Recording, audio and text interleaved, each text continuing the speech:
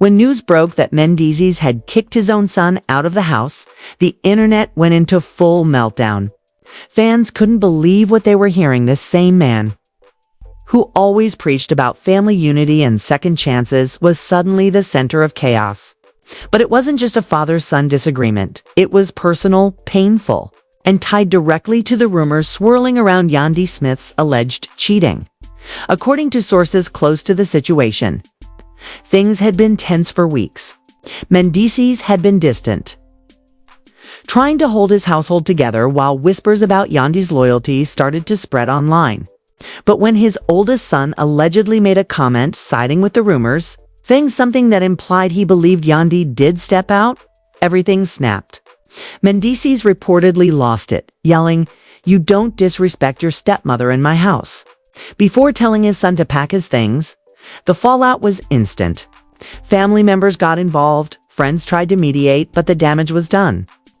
The moment hit social media after one of Mendeecees' relatives posted a cryptic message that read, "Sometimes blood ain't thicker than betrayal."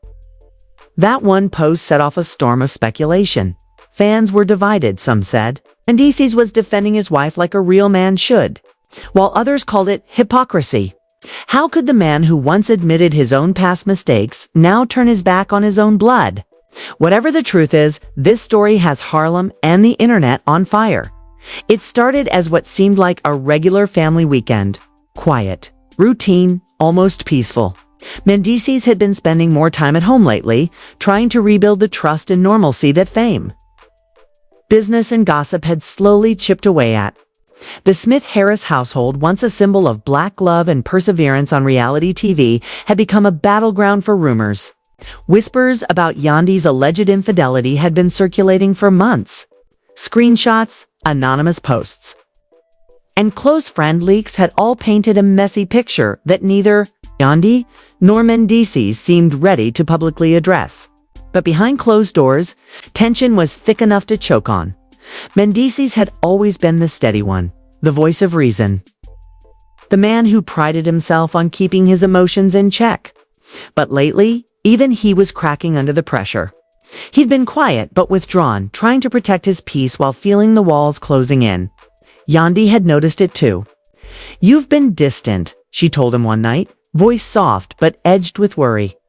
He shook his head, saying nothing. He didn't want to accuse her, not yet. Not until he knew what was real and what was noise. That Saturday afternoon, the family gathered in the living room. Mendeecees' teenage son, Lil Mendeecees, was home for the weekend. The relationship between father and son had always been complicated, full of love, but also strained by years of separation during Mendeecees' incarceration and the blended family dynamics that came after. They were rebuilding slowly, but the scars were still there. The conversation started light. Sports, school, music, the usual. But somewhere between laughter and silence, Lil Mendeecees said something that changed everything. "Dad," he said hesitantly, "people online keep saying Yandy cheated. You've seen that? It's everywhere." His voice wasn't malicious, just curious. But to Mendeecees, already raw from the stress, sounded like betrayal. "Don't bring that nonsense in my house." Mendeecees snapped before the boy could continue. The room went quiet. Yandy looked shocked, frozen mid-motion, her hand gripping the armrest. The younger kid stared, wide-eyed. Lil Mendeecees frowned, confused. "I'm just saying, Dad, it's what people saying," before he could finish. Mendeecees stood up, voice rising. "I said, don't talk about my wife like that."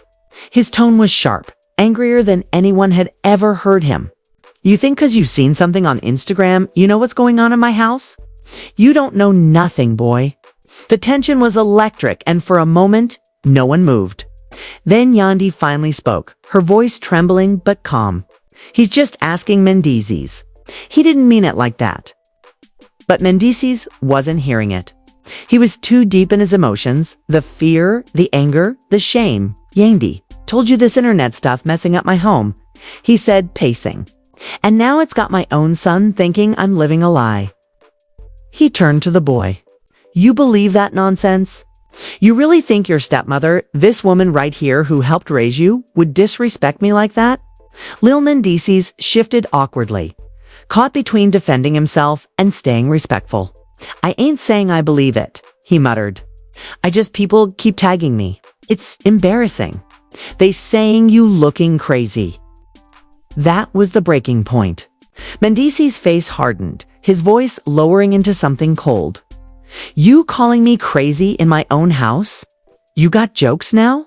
Let me tell you something. Don't let the internet fool you into disrespecting the man who made you who you are. You don't come in here questioning me or my wife? You don't like how we run things? You can leave." The room froze. Yandy's eyes widened. "Mendeecees," she started, but he cut her off. "Nah, he a man now, right? He talking like one? So he can move like one. Go ahead, pack your stuff." Lil Mendeecees' jaw dropped. "You serious?" he asked quietly, eyes glassy. "You really putting me out because I asked a question?" Mendeecees didn't respond. He just stared, not with rage, but with the cold, wounded look of a man who'd hit his breaking point. After a long silence, the boy nodded slowly, blinking back tears. "8, he said. "I see how it is." He walked out of the room, up the stairs. And the sound of a door closing echoed through the house like a gunshot. Yandy sat there speechless. For once, she didn't try to mediate. She knew this wasn't just about that one comment. It was about everything that had been building between them. The rumors, the mistrust, the pride, the pain. She stood slowly and said, "You didn't have to do that. He's your son." Mendeecees sank onto the couch, rubbing his face. "He disrespected you," he said softly. "I don't care if it's my son. I won't let nobody do that." "But he's hurting," she said, tears welling in her eyes. "He doesn't understand what's going on. None of us do." The argument went nowhere. Mendeecees spent the night in the living room, staring at his phone in silence. Yandy went to check on the younger kids, who were confused and frightened by what they'd seen. Upstairs, Lil Mendeecees packed a small duffel bag, texting his mother to pick him up. By morning, he was gone that Sunday. The internet exploded after someone from the family, no one knows who, posted a cryptic message on Facebook. "Sometimes blood ain't thicker than betrayal." Fans immediately started connecting the dots. And within hours, blogs picked up the story. Mendeecees kicks out his own son over Yandy cheating rumors. One headline read, "Screenshots, videos, and commentary flooded the timeline. People were divided. Some defended Mendeecees, saying he's protecting his wife like a real man. Others were outraged. You don't turn your back on your kid no matter what." Back in their Harlem home, Mendeecees scrolled through the chaos, his phone lighting up every few seconds with new tags and mentions. He didn't say a word. Yandy watched him from across the room, torn between anger and empathy. "You made a choice last night," she said quietly. "I hope you can live with it." He didn't answer. All he could think about was his son's face, that mix of hurt and disbelief, and the echo of his own words, "You can leave." Supposed to be about respect.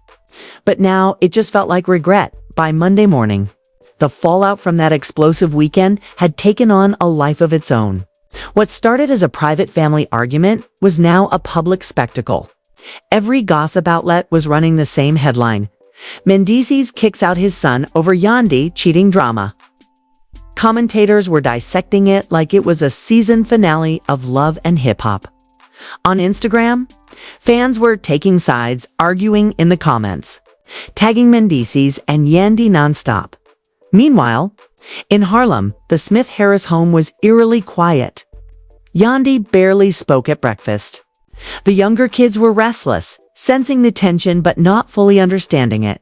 Mendeecees sat at the dining table scrolling through his phone, jaw tight. He'd spent most of the night staring at the ceiling, replaying everything in his head, the words, the anger, the look on his son's face when he walked out. But he couldn't bring himself to admit he might have gone too far. Pride was a wall he didn't know how to climb down from. Yandy broke the silence first. "He called me last night," she said softly, not looking up from her plate. Mendeecees didn't move. "Who?"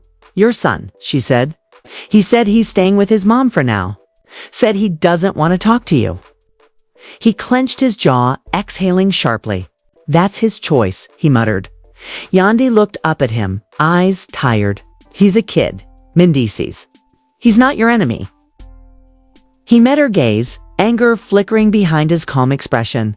He disrespected you, Yandy. I'm not letting that slide.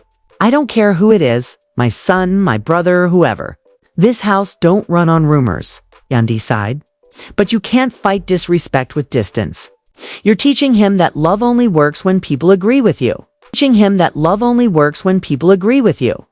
Her words lingered in the air, but Mendeecees didn't respond.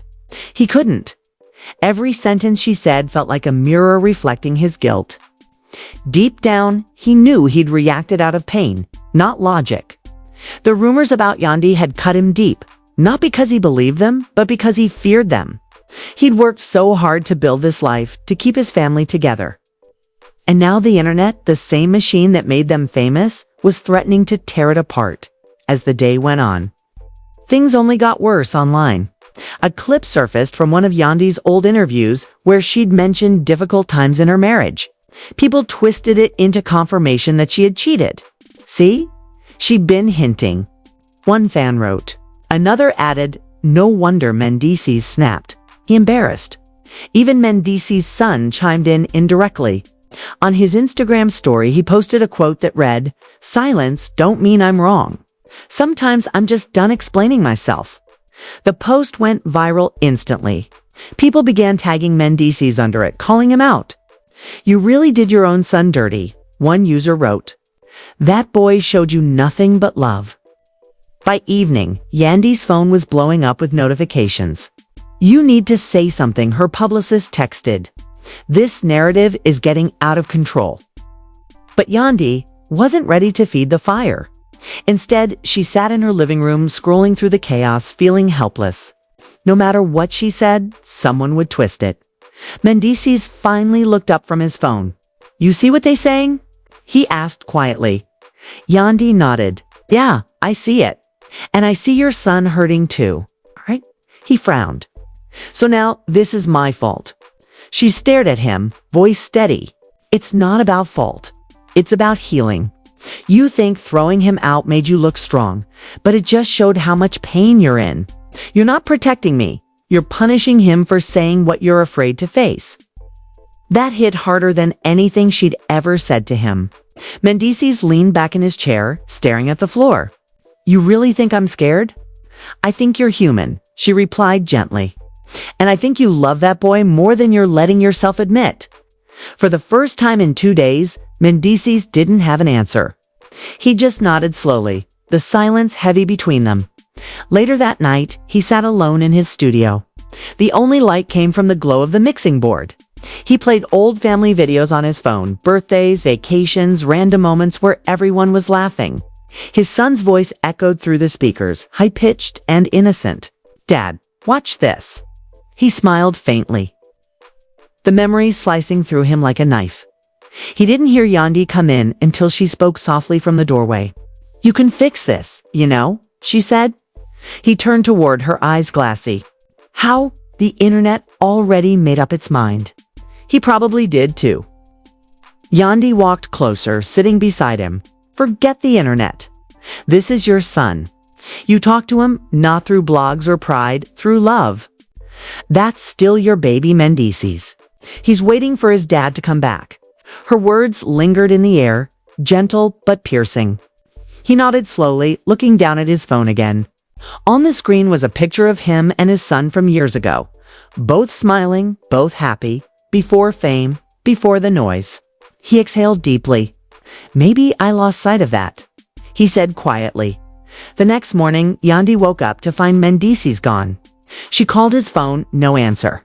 For a few hours, she feared the worst. But around noon, she got a text from Lil Mendeecees' mother. He came by to talk. Give him space. At first, Yandy wasn't sure if that was good or bad news. But a few hours later, Mendeecees returned home, tired, quiet, but lighter somehow. He didn't say much, just sat on the couch and stared out the window. "How'd it go?" Yandy asked gently. He took a long breath. "He's angry," he said finally. But he listened. "I told him I overreacted. I told him I shouldn't have said what I said." Yandy smiled faintly. That's a start. He nodded. I told him I just want to protect my home, but I realize I hurt him instead. For the first time since the argument, the house felt calm. There was no yelling, no silence heavy with tension, just stillness. It's the kind that comes after a storm. But outside their home, the internet wasn't ready to move on. The story had become its own beast. Bloggers were claiming to have sources inside the family. Some said Mendeecees only apologized because of backlash. Others said the reunion was fake for TV. Yandy decided to ignore it all. She posted a photo of the family at dinner that night. No captions, just a heart emoji. Within minutes, it was reposted everywhere. They're working it out. Fans commented, "Love always wins." But behind that single post was a family still learning how to heal. A man learning to balance pride with patience. And a son waiting to see if words could undo the damage that anger had done. By Tuesday morning, the rumors had spread beyond social media into the entertainment blogs, and producers from Love and Hip Hop were already reaching out for statements. Mendeecees sat in his car outside the gym, scrolling through his phone, reading headline after headline that made him look like a cold, vengeful father. Mendeecees abandoned son over Yandy cheating scandal, one said. Yandy's faithfulness questioned as family implodes. Read another. It didn't matter how false or exaggerated they were in the court of public opinion. Perception was truth. He leaned back in his seat, exhausted.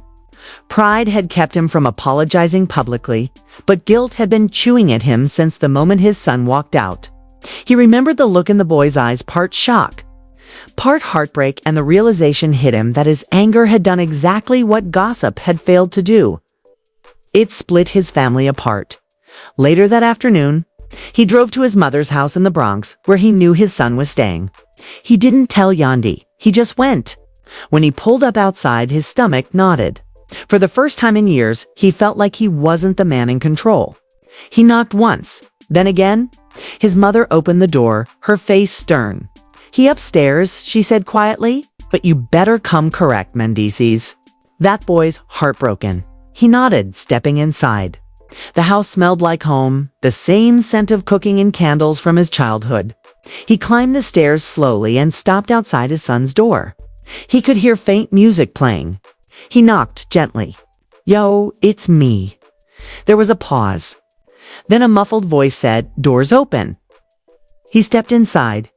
Lil Mendeecees was sitting on the bed, scrolling through his phone, pretending not to care.